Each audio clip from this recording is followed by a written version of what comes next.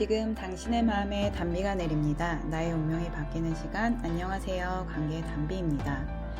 여러분, 기적은 멀리 있지 않습니다. 지금 바로 내 마음 속에서부터 시작됩니다.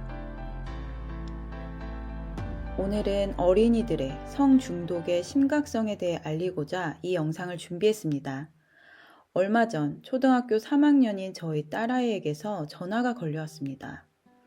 아이는 궁금한 게 있어서 전화를 했다면서 저에게 대뜸 "엄마, 자위가 뭐예요?" 라고 하는 것이었습니다.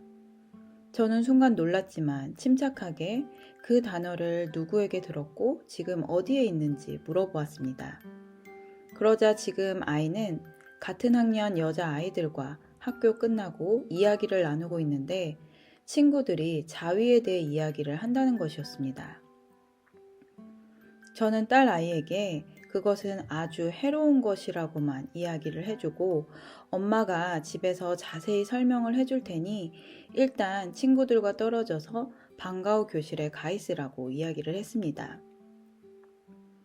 저는 기도 가운데 가족들과 다 같이 있을 때 이 문제에 대해 함께 이야기를 나눠야겠다는 마음에 감동해 왔습니다.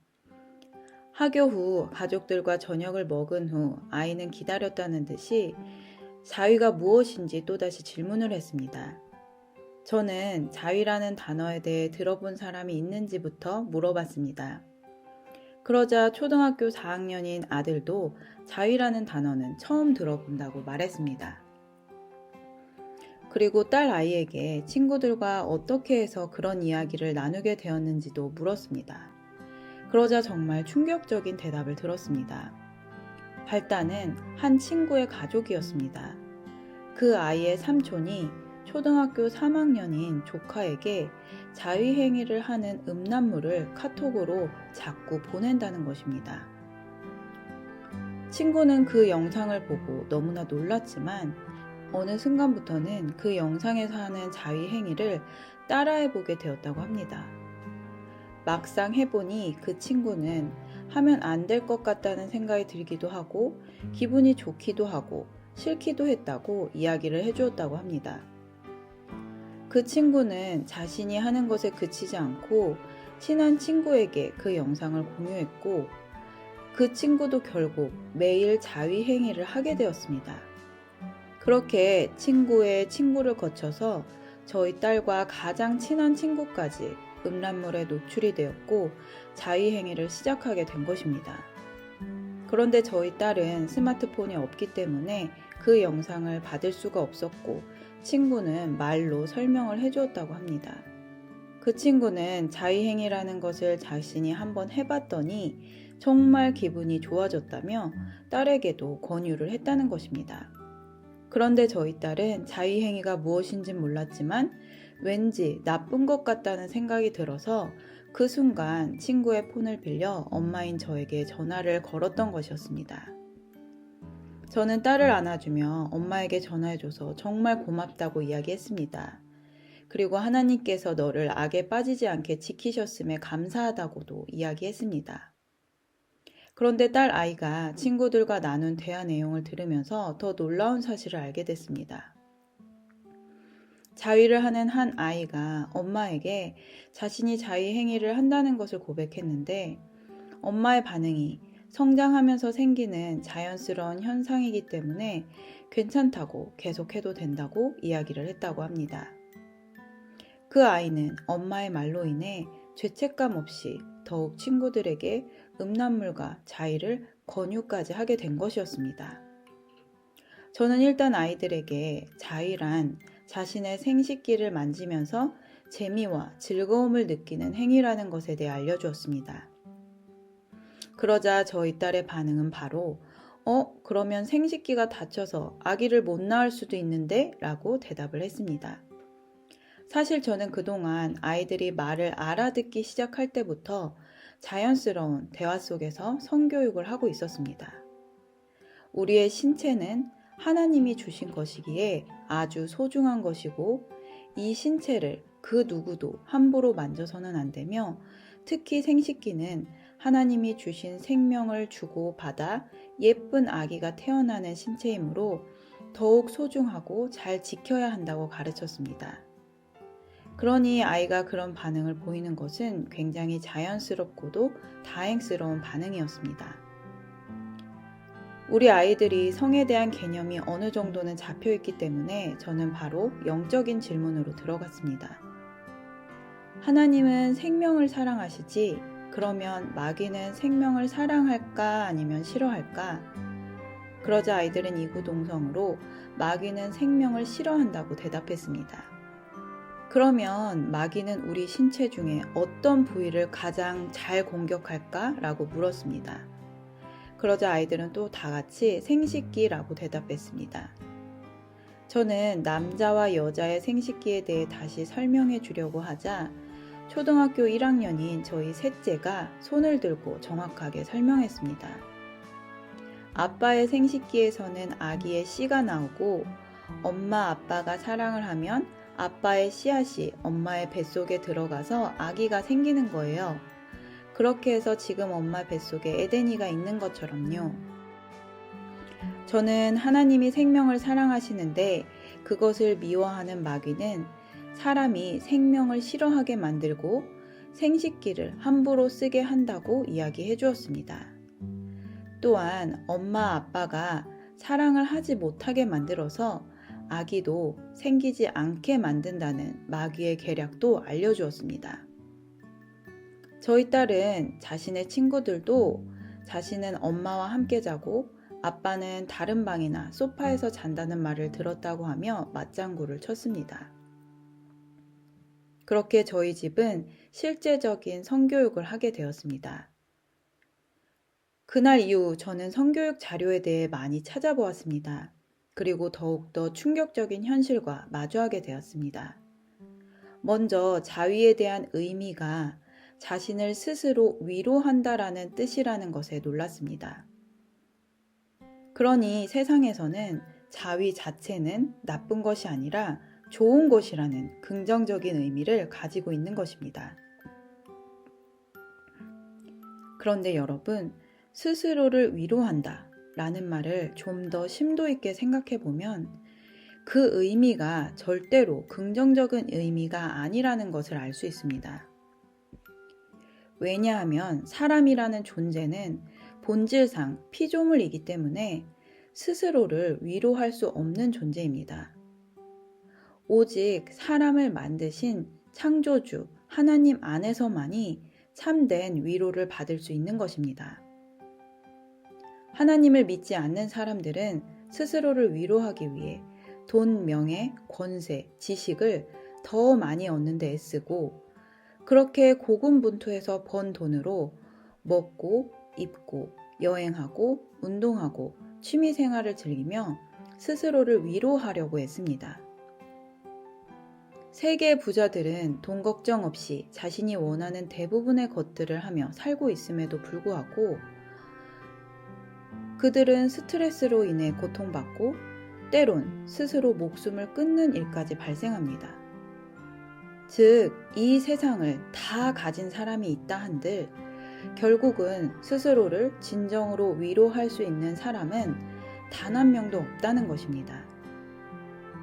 그런데 세상은 자위 행위를 통해서라도 잠깐이라도 자신을 스스로 위로하는 것이 좋은 것이라는 왜곡된 가르침을 주고 있습니다. 심지어 크리스찬 성 전문가 목사님들조차도 음란물을 보는 것은 죄이지만 자위 자체는 죄가 아니라고 말하며 자위를 하는 아이들에게 안 된다고 하는 것은 아이의 정서 발달에 좋지 않다고 말합니다. 그러면서 그들의 솔루션은 자위는 해도 되나 너무 자주는 하지 말라고 권면을 해주되 음란물은 서서히 줄여가게끔 도움을 줘야 한다고 하는 것입니다. 과연 이것이 실제적으로 가능한 일일까요? 성 전문가들은 자위를 하는 사람들의 99%가 음란물을 보면서 자위 행위를 한다고 합니다. 즉, 음란물과 자위는 뗄래야 뗄 수 없는 관계라는 것입니다.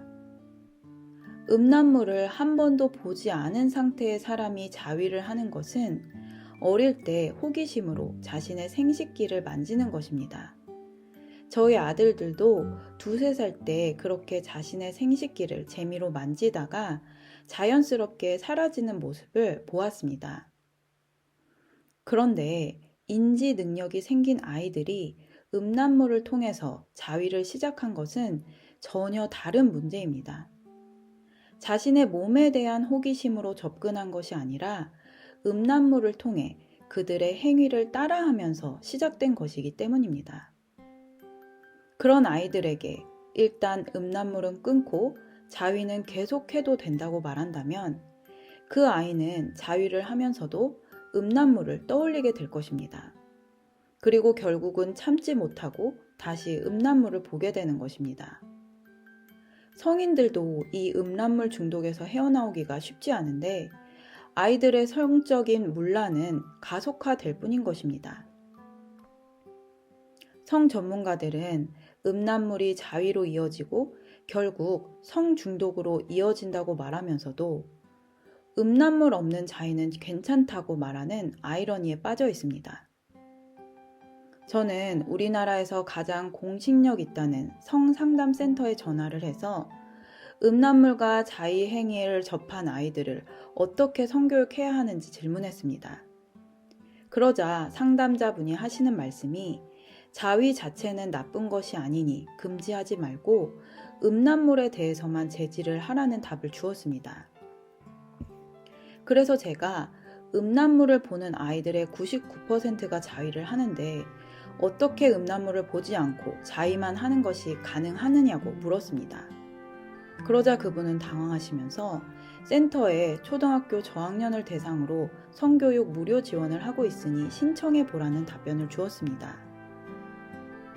그 프로그램에서 저학년 아이들에게 음란물과 자위에 대해 어떤 교육을 하는지 물었습니다. 그러자 그분은 음란물과 자위에 대한 교육은 초등학교 고학년에서 중학생이 된 사춘기 아이들부터 시작하고 저학년을 대상으로는 음란물과 자위에 대한 구체적인 교육 지원이 되지 않는다고 하였습니다. 우리나라에서 가장 큰 성교육 센터에서 현실과는 전혀 동떨어진 교육을 하고 있음에 안타까웠습니다. 그렇게 어린아이들을 향해 애타는 마음으로 기도하던 중에 문득 몇 년 전에 본 영상 하나가 떠올랐습니다. 한 사역자가 자위로 인해 귀신이 들어간 여성을 축사하는 장면이었습니다. 그 영상을 다시 보면서 음란의 죄가 얼마나 사람의 인생을 망치는지 심각성을 다시 인식하게 되었습니다. 귀신 들린 그 여성은 이미 결혼을 한 젊은 성인 여성이었습니다. 그녀는 결혼을 했음에도 성관계에 만족하지 못했고 그로 인해 남편과 불화하였고 개인적으로는 우울증과 분노에 사로잡혀 한평생을 살아가고 있었습니다. 그런데 그 집회를 통해 그녀의 몸속에 숨어서 인생을 망친 귀신들이 정체를 드러낸 것이었습니다.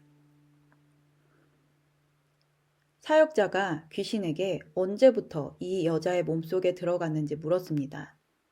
그러자 귀신은 9살 때 자위를 시작하면서 들어갔다고 말했습니다. 그녀가 자위를 할 때마다 귀신은 계속해서 들어가서 지금은 아주 많이 있다고 하였습니다. 사역자는 또 그녀의 속에 들어가서 무슨 짓을 했는지 물었습니다. 그러자 귀신은 우울증, 분열, 다툼을 일으켜 그녀의 삶을 파괴했다고 대답했고 남편을 바라보며 그가 정말 싫다고 말했습니다. 그렇게 사역자는 예수 그리스도의 이름으로 귀신을 쫓아냈고 그녀의 속에서 귀신이 빠져나가자 그 어두웠던 얼굴이 밝게 빛나며 그녀는 남편에게 용서를 구하고 사랑을 고백했습니다. 남편 또한 사랑을 고백하며 부부는 다시 결혼 생활을 잘 유지할 것을 약속합니다. 저는 이 영상을 아이들과 함께 보았고 아이들은 어른들과 달리 있는 그대로 믿기 때문에 그 어떤 말보다 실질적이고 유익한 성교육이 되었습니다. 제가 아이들에게 성교육을 마치고 그 다음으로 가장 중요하게 해야 할 일이 있었습니다. 바로 저희 딸 아이가 자위를 권유하는 친구들과 어떤 관계를 맺을 것인지에 대한 것이었습니다. 왜냐하면 하나님께서는 친구를 잘 사귀어야 한다고 말씀하시기 때문입니다. 잠언 13장 20절 지혜로운 자와 동행하면 지혜를 얻고 미련한 자와 사귀면 해를 받느니라. 고린도전서 15장 33절에서 34절. 속지 말라. 악한 동무들은 선한 행실을 더럽히나니 깨어 의를 행하고 죄를 짓지 말라. 아멘. 저는 조심스럽게 딸 아이에게 이 문제에 대해 따로 이야기를 했습니다. 지금부터 딸 아이의 영혼을 지키기 위해 정말 중요한 선택을 해야 할 때며 친구들에게 음란물이나 자위 이야기를 하거나 보여주려고 하면 이제 더 이상 너와 친구를 할 수 없다고 이야기를 하라고 했습니다. 고맙게도 딸은 그 즉시 친구에게 전화를 해서 자위가 얼마나 해로운 것인지 설명해 주었고, 네가 그것을 계속하고 나에게도 권유하면 더 이상 친구를 할 수 없다고 이야기했습니다. 그러자 친구는 자신도 하고 싶지 않은데 자꾸 하게 된다며 노력해 보겠다고 했답니다. 정신의학 전문가들은 성중독이 마약만큼이나 중독성이 강하다고 말합니다.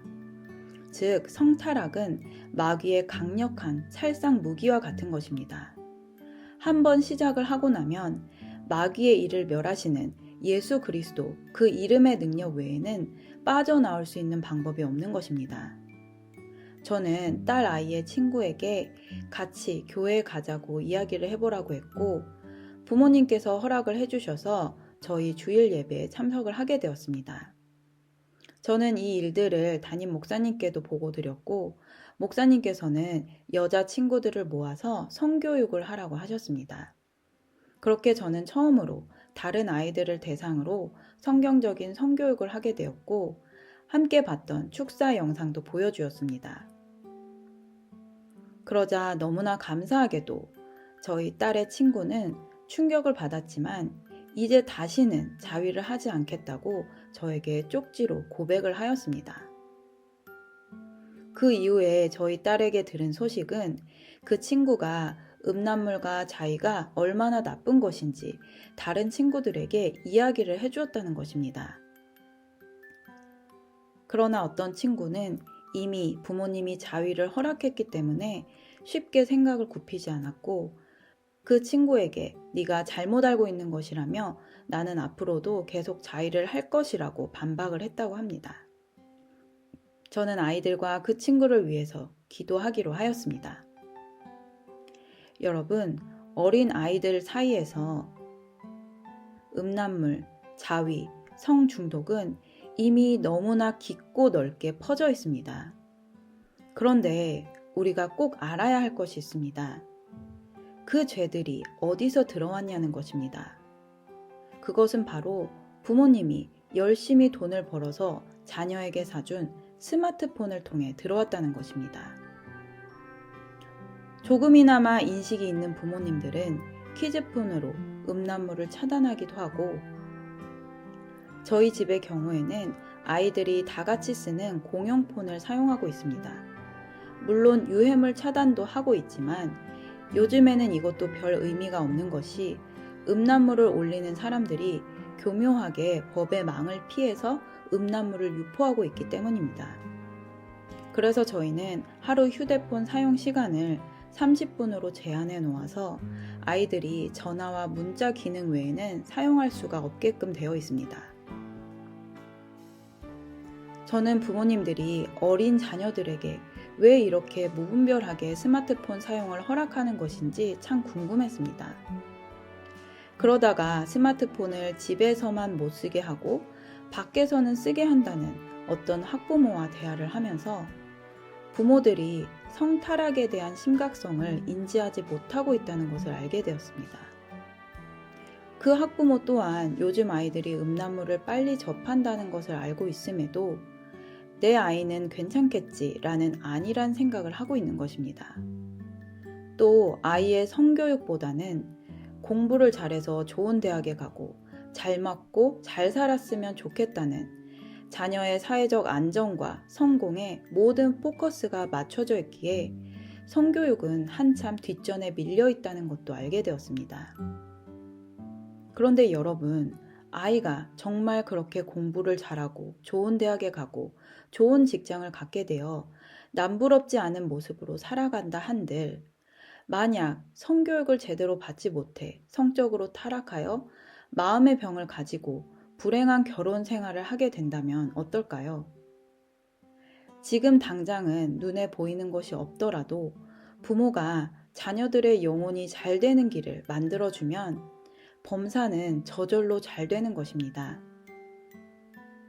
부디 이 영상을 보시고 이 어둡고 혼탁한 세상 속에서 우리 자녀들의 영혼을 지키기 위해 스마트폰 사용 시간부터 제한해 주시기를 주님의 이름으로 권면드립니다. 오늘 영상은 여기까지입니다. 끝까지 시청해 주신 여러분 감사합니다. 도움이 필요하시다면 영상 끝 연락처로 연락 주시길 바랍니다. 누구나 아름답습니다. 누구나 희망이 있습니다. 이상 메마른 관계의 단비 같은 소식을 전하는 관계의 단비였습니다. 오늘도 행복한 하루 되세요. 감사합니다. 영어로 된 사랑의 복음을 듣고자 하시는 분들께 생명을 품은 유튜브 채널 라이프 메카닉을 추천드립니다.